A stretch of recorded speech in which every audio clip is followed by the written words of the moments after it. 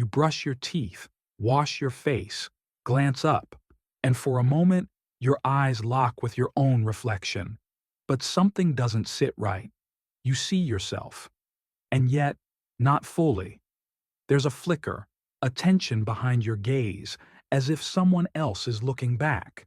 Not a stranger, not quite, but not the version of you you've carefully curated either. You blink, shake it off. It's just a trick of the light, right? But what if it's not? What if the part of you that surfaced in that fleeting second is always there? Watching, waiting, whispering things you pretend not to hear? That part has a name. Carl Jung called it the shadow. And whether you know it or not, it's been walking beside you your entire life. The unseen companion. Let's step away from the mirror for a moment. Step back, into your life. Think about those moments you can't explain. The time you lashed out at someone you love, then cried in the dark, not knowing why. The opportunity you sabotaged, even though it was everything you'd ever wanted. The irrational hatred you felt toward a person who hadn't wronged you. Or, at least, not deeply. The way your mood changed almost instantly, from calm to storm. Moments like these aren't random. They don't come from nowhere. They come from the shadow. The shadow is not just a collection of bad moods or passing emotions. It is a dimension of your psyche, a hidden force that contains everything you have rejected, denied, suppressed, or disowned about yourself.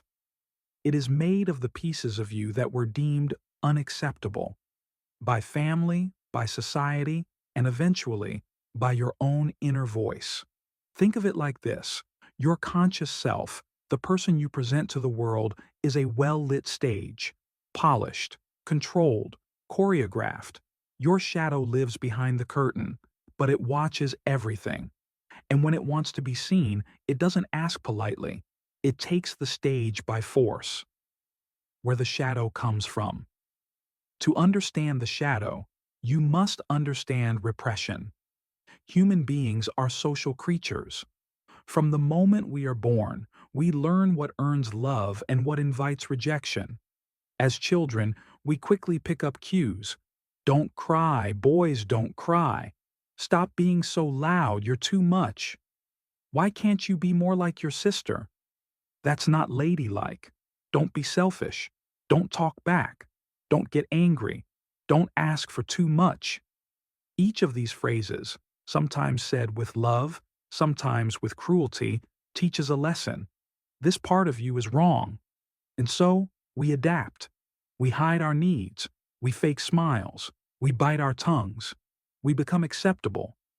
But where do those rejected parts go? They don't vanish.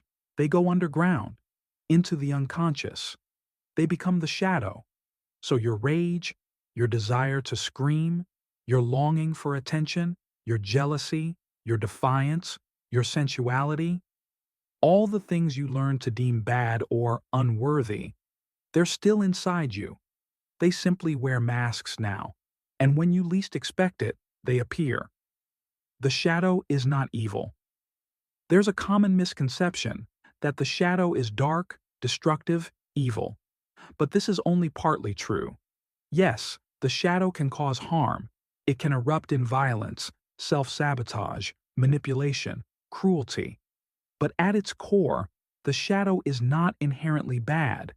It is unintegrated. It's important to realize the shadow doesn't only contain the so-called negative parts of us. It also contains our power, the confidence you buried because it made others uncomfortable, the passion you denied because it didn't feel safe, the voice you silenced to keep the peace, the talent you minimized so you wouldn't outshine someone you love. Your shadow holds your fire, not just your flaws. And when you ignore it, when you pretend it doesn't exist, it begins to control you in unconscious, chaotic ways. Jung wrote, "Until you make the unconscious conscious, it will direct your life and you will call it fate." That's the essence of shadow work. It's not about conquering your shadow. It's about learning to live with it, to know it, understand it, and let it speak in ways that heal rather than harm. The cost of denial. Let's go deeper. What happens when you continue ignoring the shadow? You may succeed in crafting an admirable life on paper. You might be well-liked, productive, put together. But inside, there's a dissonance, a constant pressure. It manifests in many ways: emotional outbursts that seem out of proportion, persistent guilt you can't explain, unhealthy relationships that repeat old wounds, burnout despite having everything you wanted, imposter syndrome, no matter how much you achieve, a gnawing sense that something is missing, something you can't name. This is what life looks like when the shadow goes unacknowledged. It doesn't scream, it leaks into everything. And the longer it's ignored, the louder it gets. The mirror moment. Let's return to the mirror. Now imagine standing there, not just to fix your hair, but to see yourself fully. No filters, no masks, just presence.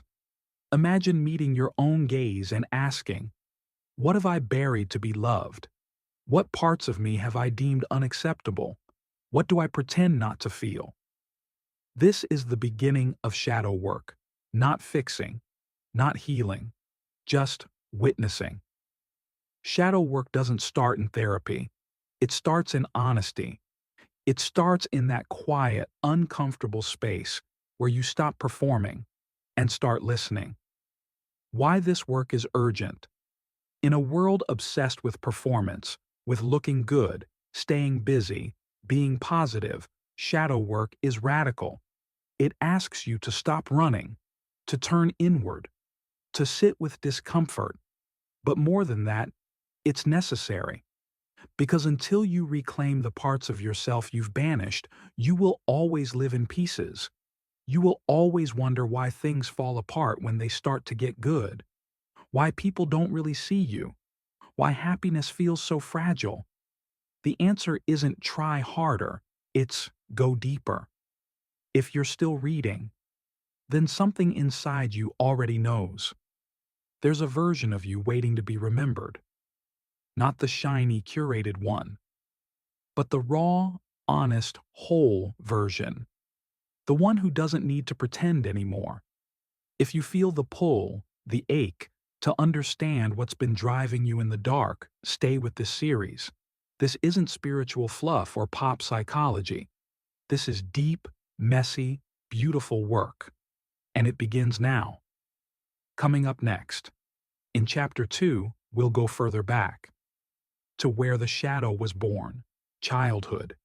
You'll begin to trace the blueprint of how your innocence was shaped, what you learned to silence, and how the roots of your shadow began long before you knew how to name it. This is your invitation to return, not to who you were told to be, but to who you truly are. You've looked in the mirror. Now, let's keep going. Before the rules, before the masks, before you learned to hide, there was a child, and that child felt everything. Unfiltered joy, explosive anger, wild curiosity, sudden fear. Everything was raw, unedited, alive. A child cries when they're hurt, not because they want to manipulate, but because pain demands expression. A child screams when overwhelmed, not because they want to cause a scene, but because their body hasn't learned silence yet. A child asks questions not to be annoying, but because the world is still new and magical and terrifying. And then, the world begins to answer. Don't cry. Don't be angry. Don't talk back. Don't be so dramatic. Stop being so sensitive. Be a good girl. Be a big boy. Smile. Say thank you. Be quiet. At first, the child resists. They feel what they feel. But children are smart. They learn fast. They read the room. They hear the tone shift when they express too much. They notice the love retracting, the approval waning, the comfort disappearing. And slowly, silently, they start to reshape themselves. They don't stop feeling. They stop showing. This is where the shadow is born. The quiet construction of a false self. To survive in a world that rewards conformity and punishes authenticity, the child learns to create a false self, an edited version that's easier for others to accept. This new self becomes skilled at pleasing, performing, adjusting, smiling through pain. But behind that self, something else grows. Silent, exiled, watching. That is the shadow. It begins with the smallest moments. A boy told not to cry, who learns to suppress every tear and becomes emotionally distant. A girl told she's too much, who quiets her excitement and later wonders why she feels numb. A child punished for getting angry, who grows into an adult afraid to set boundaries.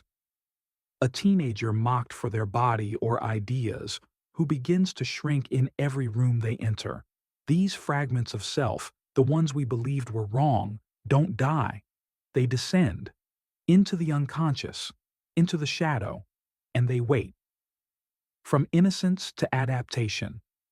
No child starts life believing they are broken. Every wound was learned. Every mask was inherited. You weren't born ashamed of your anger. You learned it made others uncomfortable. You weren't born afraid of your voice. You were taught it was too loud, too bold, too much. You weren't born believing your worth depended on perfection. Someone rewarded you only when you got it all right. The shadow isn't something that shows up overnight. It's not a monster under the bed. It's something you built piece by piece for protection. And ironically, what protected you back then is what traps you now. Because you see, when we exile parts of ourselves, we don't just bury pain, we bury power. The cost of repression. Let's pause here and ask, what happens to a life shaped by what's not allowed? When you reach adulthood, those repressed emotions don't vanish, they evolve.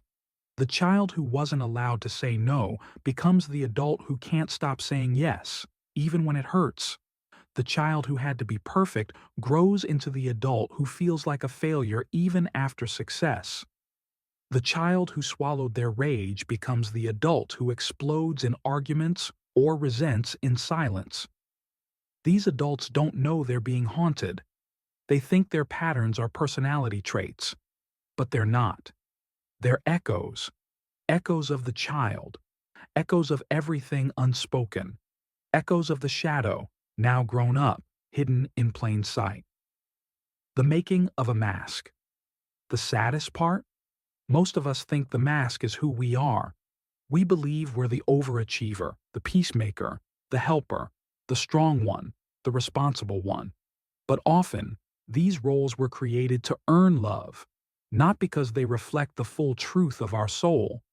And deep down, something in us knows. We feel the gap between who we are and who we pretend to be. That ache, that dissonance, that quiet sense of not fully belonging, even in our own lives, that is the shadow calling. The first act of shadow work. Remembering to begin true healing, we must stop asking, "What's wrong with me?" and start asking, "What happened to me? What did I have to abandon to be accepted? What emotions did I learn were unsafe to feel? When did I first learn that love was conditional?" These aren't easy questions. They don't offer tidy answers. But they open the door. Because the truth is, your shadow didn't form because you were weak or flawed. It formed because you were human, and you were adapting. The child you were was not broken. They were wise. They did what they needed to do to survive in a world that didn't know how to hold their full emotional reality. And now, as an adult, you have the power to return, to pick up those exiled pieces, not with judgment, but with gentleness. This is the work. Not healing as fixing, but healing as remembering. Not self-improvement, but self-reclamation. If this feels heavy, that's okay. Shadow work isn't pretty. It's not neat. It doesn't come with instant breakthroughs or five-step hacks. It comes with sitting in discomfort, with returning to memories that feel foggy and painful, with realizing that the ways you've coped were also the ways you've limited yourself. But there is beauty in this work, because as you remember, as you reflect, you'll start to see your story in a new way. You'll realize you weren't weak. You were resourceful. You weren't broken. You were braver than anyone ever noticed. You survived.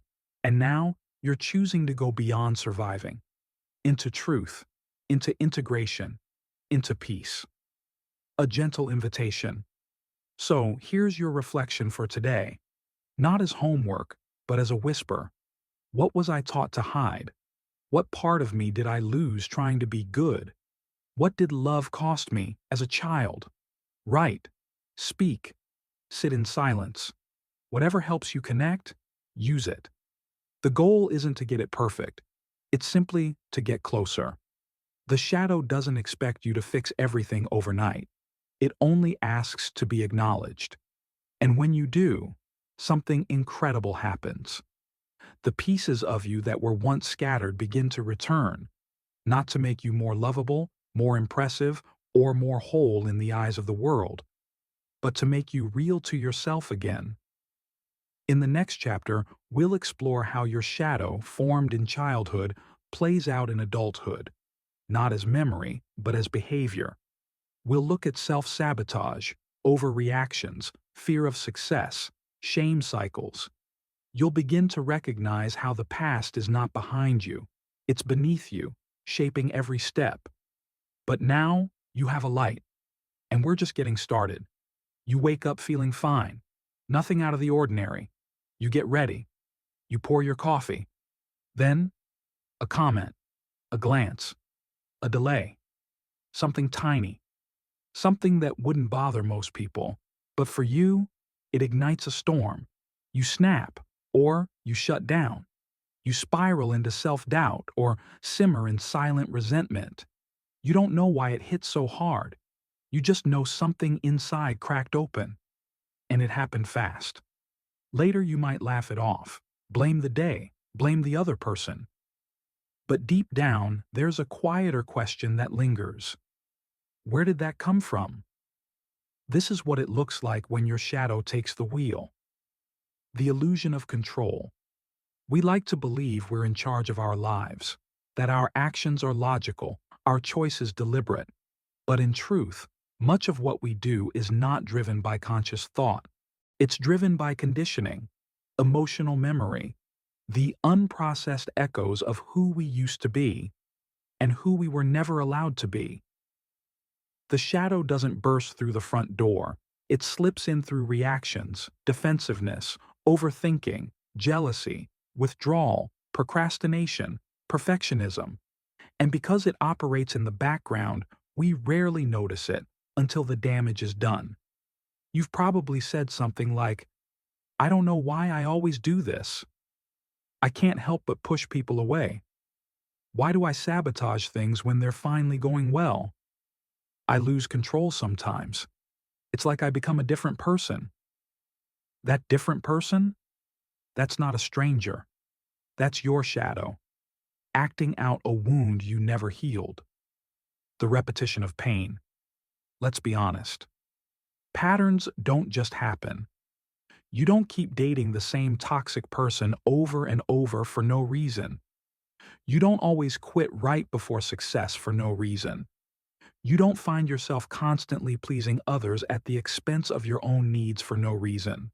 There is a reason, and it lives deep within your unconscious. Your shadow doesn't want to punish you. It wants to protect you, using outdated maps from your childhood. It learned at some point that vulnerability leads to rejection, speaking up leads to punishment, being too much leads to abandonment. Love is earned through sacrifice. So even if the adult you is saying, "I deserve more," the shadow is whispering, "Play it safe. Stay small. Don't risk it. You'll get hurt." The shadow repeats what's familiar, not because it's good, but because it's known. And the known feels safe, even when it's painful. Triggers. The shadow's alarm bells. Let's talk about triggers. A trigger is not the thing that happens. It's what that thing activates inside you. Someone cancels plans, and you spiral into feelings of abandonment. Someone critiques your work, and you feel like you're worthless. Someone sets a boundary, and you feel rejected. The reaction is disproportionate to the event. That's your cue. That's not just about now, that's about then. The moment you feel something that floods your system, rage, shame, panic, terror, you're not only responding to the present, you are remembering a wound. And the shadow doesn't just remember, it relives. The only difference? This time, it's behind the wheel. How the shadow shows up in daily life. It's easy to think of the shadow as something rare, a dramatic breakdown, an emotional explosion. But the truth is, the shadow is subtle. It hides behind habits that look like personality. Here are just a few ways it may be shaping your life. Self-sabotage. You procrastinate when things start going well. You delay responses. You forget important tasks. Why? Because success threatens the identity the shadow clings to. The unworthy one, the invisible one, the broken one. People-pleasing. You can't say no. You overextend. You feel guilty for having needs. Why? Because your shadow learned that love must be earned, and your worth is tied to how useful you are. Perfectionism. You strive endlessly. Nothing is ever good enough. You're terrified of being mediocre. Why? Because your shadow was taught that mistakes equal failure, and failure equals rejection. Addiction to drama. You chase emotional highs and lows. You feel alive only in chaos. Why? Because calm feels unfamiliar, and your shadow equates stillness with danger or abandonment. Avoidance. You ghost people. You leave projects half-finished. You run from discomfort. Why? Because your shadow remembers how pain felt when it wasn't safe to express it. So it avoids it at all costs. These aren't flaws. They are coping mechanisms. And coping mechanisms are signs that something inside you has not been fully seen, heard, or healed. Compassion over condemnation. The greatest mistake people make when they begin shadow work is this. They try to fight the shadow. They see the behaviors and say, I need to get rid of this part of me. But the truth is, you cannot fight what is part of you. The shadow is not your enemy. It is your younger self, still trapped in the moment they learned that love had conditions. To heal, you must first understand. When you recognize a pattern, pause, not with shame, with curiosity. Ask, what am I afraid will happen if I stop doing this? What belief is hiding beneath this reaction? Who taught me I needed to be this way? And most importantly, what does this part of me need now? Because sometimes the reaction isn't bad. It's just outdated. You don't need to run anymore. You're not a child in danger. You're not powerless. But part of you still believes you are. The role of shadow work isn't to erase the shadow. It's to update the code. To let the wounded part of you know, you're safe now. I see you. I've got you. An exercise for awareness. Today, as you move through your routine, stay alert. Notice your reactions, especially the ones that feel automatic. When you feel triggered, write it down. What happened? What did you feel? What was the first story your mind told you? Then ask, is this about now? Or is this about before? Do not rush to fix. Just observe. Awareness is the first act of reprogramming. Why this chapter matters. If Chapter 2 was about the birth of your shadow, Chapter 3 is about its influence. It's not enough to know it exists. You have to see how it lives, how it breathes, how it shows up in your habits, your fears, your relationships, your decisions. Because once you see it clearly, you can begin to interrupt the pattern. And that's the beginning of freedom. In Chapter 4, we go even deeper. You'll learn how to sit with the shadow, face to face. using powerful techniques like mirror work and emotional integration. You'll discover that healing isn't found in running from your darkness, but in turning toward it with open eyes. You're not here by accident. You're here because a deeper part of you is ready, ready to stop reacting, ready to start remembering, ready to take the wheel back, not with force, but with awareness. The shadow doesn't want to ruin your life. It just wants you to listen. And now, you are. There comes a point in the journey where understanding is no longer enough. You've named the shadow. You've traced its origin. You've watched it play out in your daily life, controlling your reactions and shaping your patterns. Now, there's only one thing left to do. Look it in the eyes. This is the moment most people turn back, because the idea of facing your shadow sounds poetic until it becomes real. You might think it will come dressed in darkness and drama, that it will arrive as thunder or rage or grief that knocks you off your feet. But often, it begins in silence, a quiet moment in a dimly lit room, a journal page left blank for too long, a reflection in the mirror that doesn't flinch, a question. What have I been running from? That's already inside me? Why facing the shadow feels so difficult? The shadow is made up of all the things you've been conditioned to avoid, not because you're weak, but because you were taught survival through suppression. So when you finally sit with it, without distraction, without a mask, your body reacts. Your breath shortens. Your chest tightens. Your mind rushes to justify. This is stupid. I'm fine. I've moved on. But your body knows better. You're not just facing pain, you're facing all the years you spent pretending you weren't in pain. And that's what makes shadow work so radical. It's not a performance, it's a homecoming. But for it to begin, you must stop turning away. The mirror work technique. The mirror doesn't lie, and yet most of us have only used it to check appearances, to make sure the outer mask is intact. Rarely do we use it to confront the truth behind our eyes. Mirror work is a simple but profound shadow integration technique. It requires no tools, just you, a mirror, and a willingness to see. How to begin? Stand or sit in front of a mirror, ideally somewhere quiet and undisturbed. Look directly into your own eyes, not at your face, not at your hair, your eyes. Breathe. Let the silence stretch. Speak out loud, gently, truthfully. Say things like, I see you. You don't have to hide anymore. You are allowed to feel what you feel. I'm listening now. I forgive you. It might feel awkward. You might cry. You might laugh. You might get angry. That's okay. Let it come. This is not about affirmations. This is about witnessing. You are showing your shadow what it never had. Someone willing to stay. Not fix. Not flee. Just stay.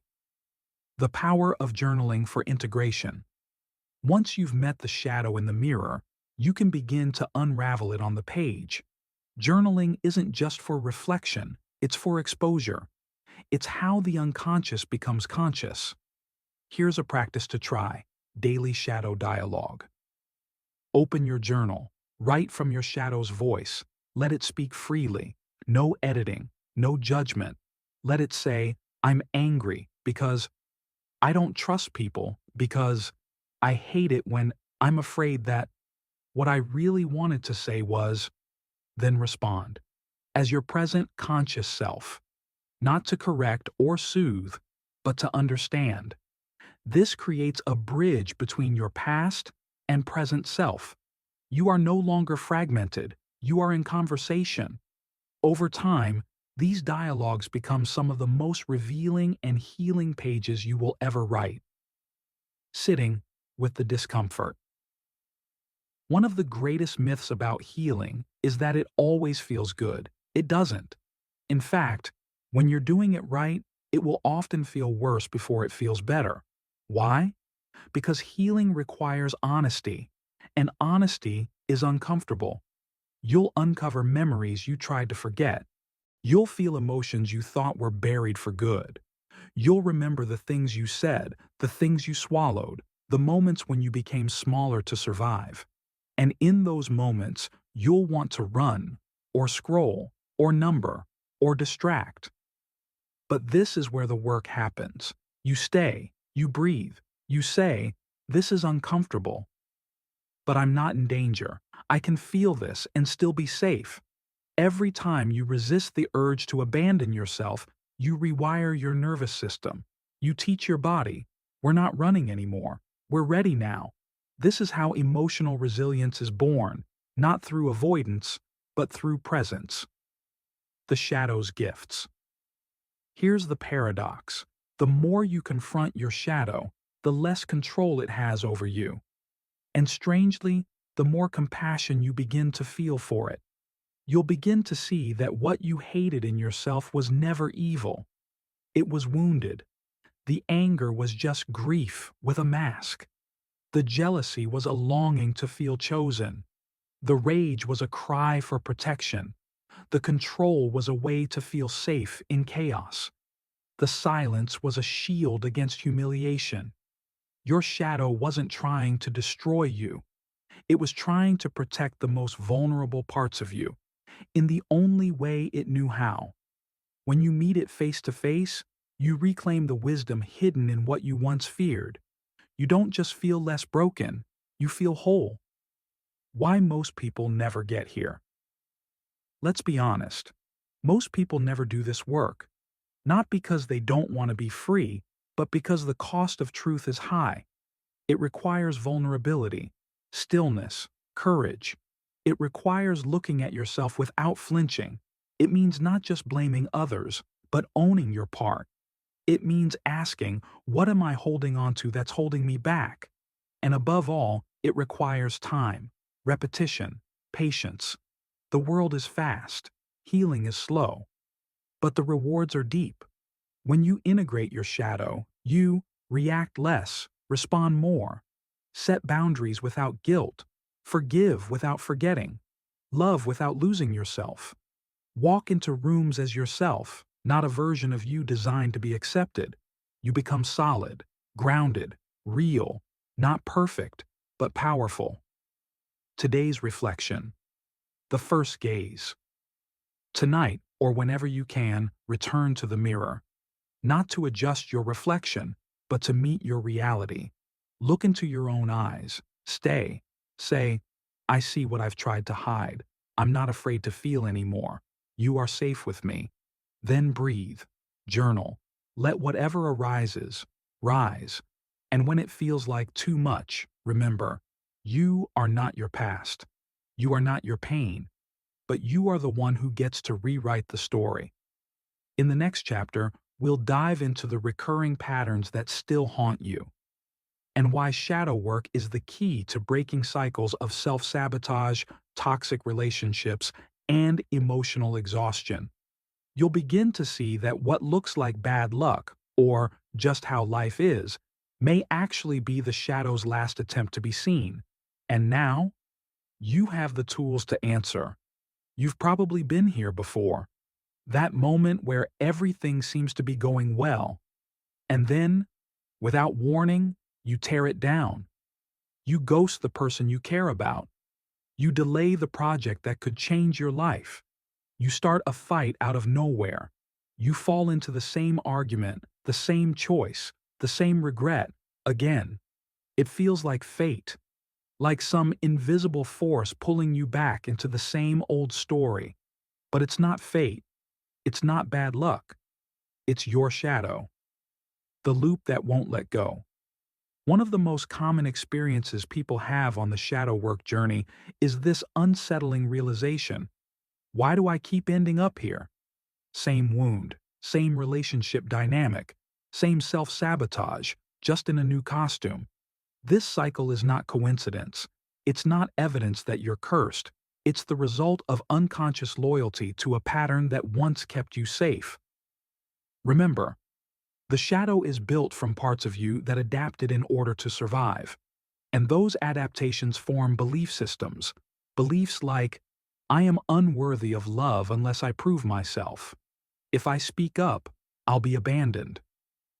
Being vulnerable is dangerous. Good things don't last for me. People can't be trusted. These beliefs are often so deeply embedded, you don't hear them, you live them. And as long as they stay hidden in the shadow, they will repeat themselves again and again until they are seen. Self-sabotage, the shadow in action. Self-sabotage is not laziness. It's not weakness. It's a defense mechanism rooted in fear. It says, if I fail by choice, I'm still in control. If I ruin this first, I won't have to feel the pain of it falling apart later. If I never try, I never risk being exposed as not good enough. Self-sabotage wears many disguises: procrastination, perfectionism, overcommitting, picking fights, avoiding joy, settling for less.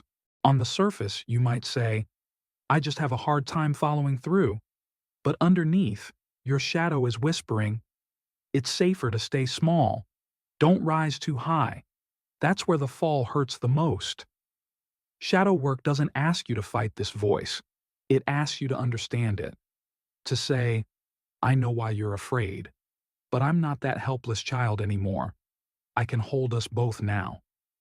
The role of emotional triggers.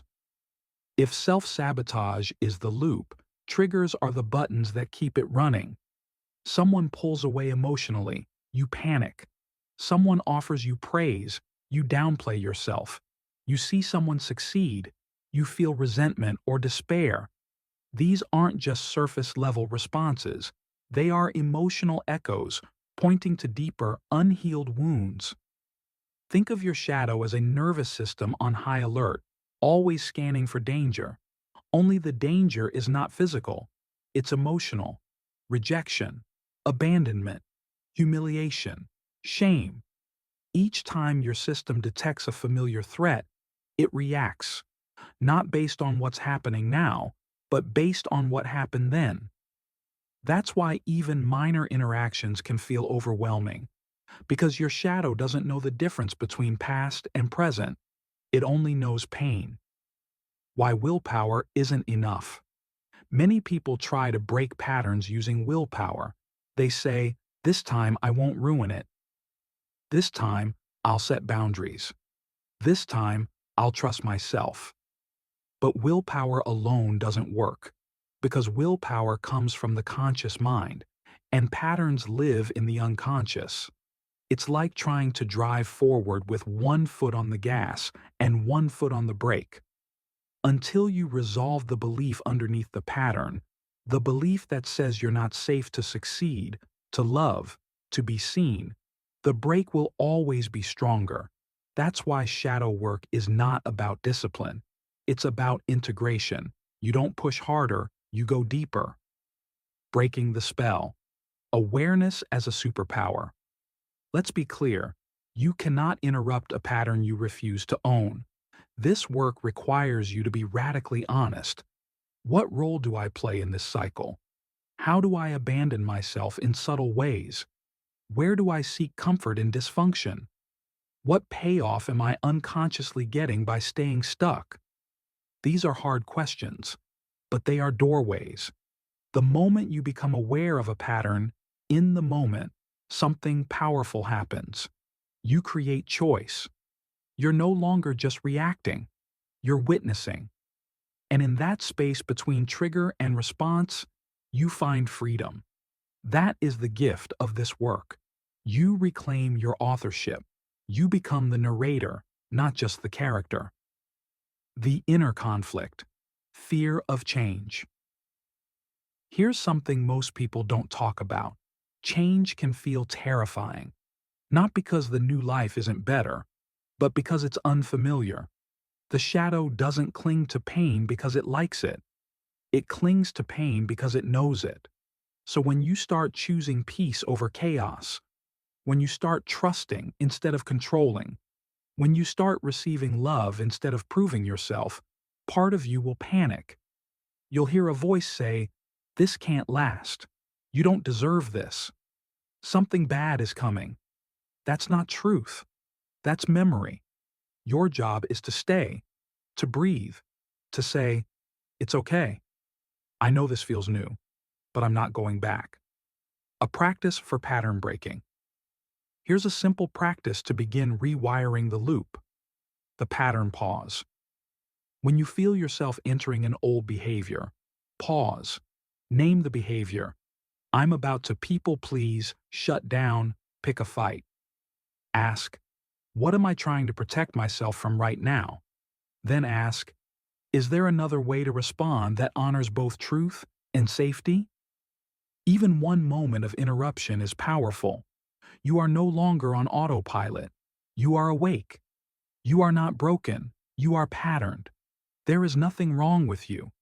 Let that land. The pain you feel, the habits you carry, the cycles you repeat, they all come from somewhere. And once, they served you. The fact that you're here, doing this work, means that part of you is ready to stop surviving and start living.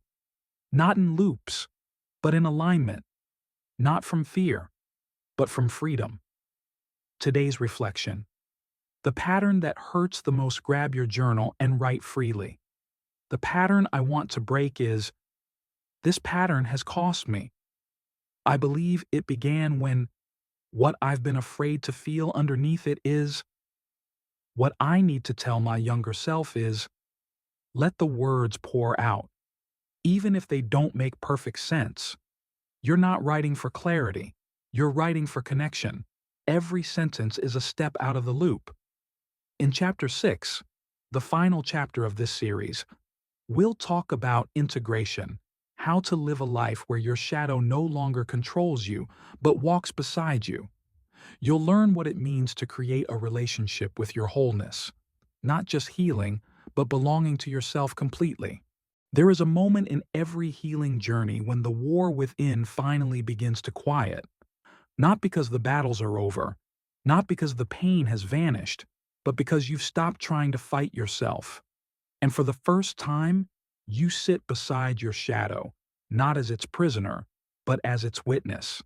This is what integration feels like. It's not the sudden disappearance of fear, anger, shame, or sadness. It's the realization that these emotions no longer need to be exiled. They can be part of your story, without hijacking it. You don't need to fix your shadow. You need to know it, to invite it home, to offer it the one thing it has always wanted from you: acceptance. The misunderstood end goal. People often approach shadow work with an unconscious expectation. If I do this right, I'll finally be healed. I'll stop feeling pain. I'll be free of triggers. I'll become perfect. But that's not how this works. Shadow work doesn't remove your darkness. It teaches you to walk with it. You still get triggered, but now you recognize the wound and respond with care instead of chaos. You still feel fear, but you don't let it sabotage your future. You still carry pain, but you stop turning it against yourself. You still fall, but you don't forget who you are anymore when you do. That is integration, not freedom from feeling, but freedom from fragmentation. Wholeness is not polished. It's real. We live in a culture obsessed with image, with tidiness, with positivity. But wholeness isn't shiny. It's raw, earthy, complex. It means making peace with your contradictions, being both soft and strong, grieving while growing, loving yourself while holding yourself accountable, being a masterpiece and a work in progress at the same time. The shadow taught you to hide your complexity. Integration allows you to claim it. You stop needing to be just one thing. You begin to let all parts of you have a seat at the table without shame. The warrior, the child, the lover, the critic, the creator, the doubter, the dreamer. They all live inside you. They all belong. The afterglow of the work. So what actually changes after 30 days of shadow work? Subtle things. You pause more. You breathe deeper. You speak softer to yourself. You recognize old patterns. And sometimes you choose differently. You stop clinging to relationships that require you to abandon your truth. You stop chasing goals that were never yours to begin with. You stop performing for approval that no longer defines you. Instead, you build something new, something grounded in your inner knowing. And slowly, that quiet knowing becomes the loudest voice in your life. That is the real reward, not perfection, but peace. Integration is a lifelong practice. Let's be honest, this journey doesn't end here. Integration isn't a destination, it's a practice, a commitment. Every day you will be offered new chances to numb or to feel, to deny or to accept, to react or to respond, to abandon yourself or return to yourself. You won't always choose perfectly, and that's okay, because wholeness isn't about getting it right. It's about not leaving yourself behind, no matter what. That is power. That is healing. That is freedom. The real you was never missing. Here's the secret no one tells you. The person you've been trying to become, the healed, empowered, confident, grounded version of you, they were never lost. They were just buried beneath years of silence, shame, and survival. You didn't create them through this journey. You simply cleared the way back to them. The voice that says, I'm enough. The truth that says, I can trust myself. The peace that says, I belong to myself. These aren't affirmations. They are remembrances. And you are remembering now. If you take nothing else, take this. You're not broken. You're not too much. You're not your wounds. You're not the voice that tells you to shrink. You're not the patterns that once kept you safe. You are the one who survived. The one who turned inward when the world told you to perform. The one who chose truth over comfort. The one who dared to meet their shadow and stayed. That makes you courageous. That makes you whole. A final invitation. If this journey moved something in you, don't let it end here. Continue to journal. Continue to reflect. Continue to meet yourself in the mirror. And most of all, continue to offer compassion to the parts of you that still ache. Your shadow will still speak. But now, you'll understand its language. And in time, you will become the safe place you've always been searching for. Not someday. Now thank you for walking this path.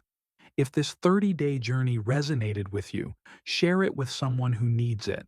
Leave a comment with your reflections. And most importantly, subscribe. Because this work continues. Together.